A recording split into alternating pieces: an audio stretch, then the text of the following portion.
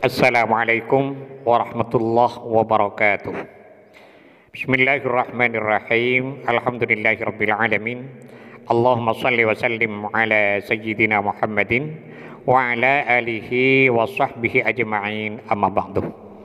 Sahabat Gema Nusantara dimanapun saja Anda semua berada, pertama marilah kita panjatkan puji syukur kehadirat Allah Subhanahu wa Ta'ala, karena dengan rahmatnya kita masih bisa berjumpa kembali dalam acara kajian kitab di channel YouTube Gema Nusantara. Teriring sebuah harapan, semoga kita semua senantiasa dalam lindungan Allah Subhanahu wa Ta'ala, dimudahkan segala urusan dan dihilangkan segala macam bentuk kesulitan. Amin amin ya rabbal alamin. Pada episode kali ini, insya Allah saya akan membagikan satu faidah yang sangat agung, yaitu tentang tanda-tanda turunnya Lailatul Qadar. Sebuah malam yang sangat agung yang Allah hadiahkan untuk Nabi Muhammad beserta para umatnya, di mana kedudukan malam tersebut lebih baik bagi Allah Subhanahu wa Ta'ala dari 1000 bulan. Lailatul Qadari khairun min alfi syahr. Lailatul Qadar lebih baik dari 1000 bulan. Jadi bukan sama dengan 1000 bulan, tapi masih lebih baik dari 1000 bulan. Nah, sekarang berapa tahunkah 1000 bulan itu? Wa alfu syahrin ta'dilu thalathan wa thamanina sanatan wa arba'ata ashhurin. 1000 bulan itu sama dengan 83 tahun ditambah 4 bulan. Nah, Lailatul Qadar masih lebih baik dari itu, masih lebih baik dari 1000 bulan. Karena pertama, pada waktu Lailatul Qadar dulu Al-Quranul Karim diturunkan oleh Allah Subhanahu wa Ta'ala. Inna anzalnahu fi Lailatul Qadar. Sesungguhnya kami turunkan Al-Quran pada Lailatul Qadar. Itu yang pertama. Kemudian yang kedua, pada malam itu takdir Allah Subhanahu wa Ta'ala diberlakukan untuk semua makhluknya dalam setahun ke depan. Fiha yufraku kullu amrin hakim. Diterangkan fa fi tilkal lailati yuqaddirullahu ta'ala maqadiral khalaiqi ala madaril ami. Pada malam itu Allah Subhanahu wa Ta'ala menetapkan ketentuan-ketentuan yang akan terjadi pada seluruh makhluknya dalam setahun ke depan. Jadi semua apa yang terjadi dalam setahun ke depan ditentukan oleh Allah Subhanahu wa Ta'ala pada malam Lailatul Qadar. Wa yuktabu fihal ahya wal amwat. Ditentukan pada malam itu siapa yang bakal meninggal tahun ini dan siapa yang masih hidup. Wan najuna wal halikun. Ditentukan pula pada malam itu orang-orang yang selamat dalam menjalani kehidupan dan orang-orang yang celaka dalam setahun ke depan. Was-su'ada'u wal ashqiya. Ditentukan juga tentang kebahagiaan dan kesengsaraan, bahwa si fulan dalam tahun ini akan begini, akan begitu, semua ditentukan pada malam Lailatul Qadar. Wal izzatu wadzillah. Juga tentang kemuliaan dan kehinaan, bahwa si fulan pada tahun ini akan mendapatkan sebuah kemuliaan seperti naik pangkat, naik jabatan lain-lainnya.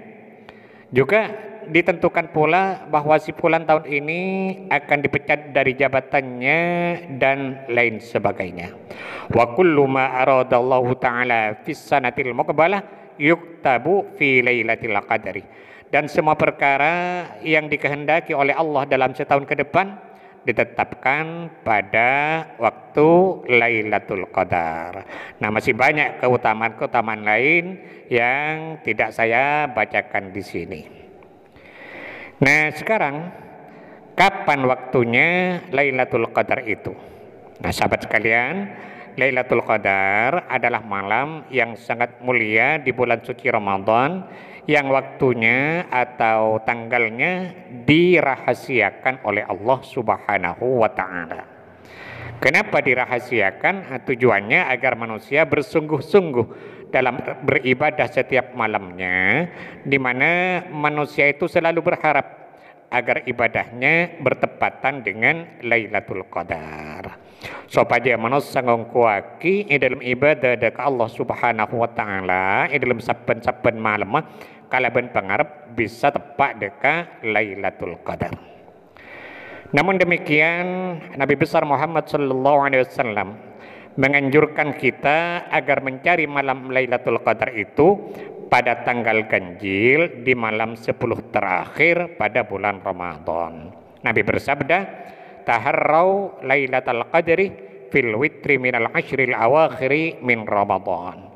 Carilah Lailatul Qadar pada tanggal ganjil di 10 terakhir bulan Ramadan.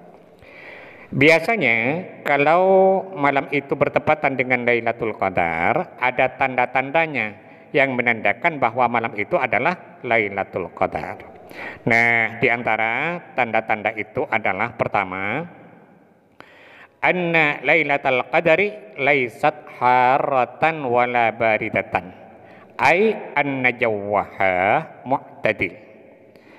Pada malam itu suhu tidak terlalu panas dan tidak terlalu dingin. Ai anna jawwaha mu'tadil, yakni suhunya dalam ukuran sedang, tidak panas dan tidak dingin. Haitsu takunus sama'u fiha safiyatan sakinah, di mana langit pada malam itu terlihat jernih dan tenang.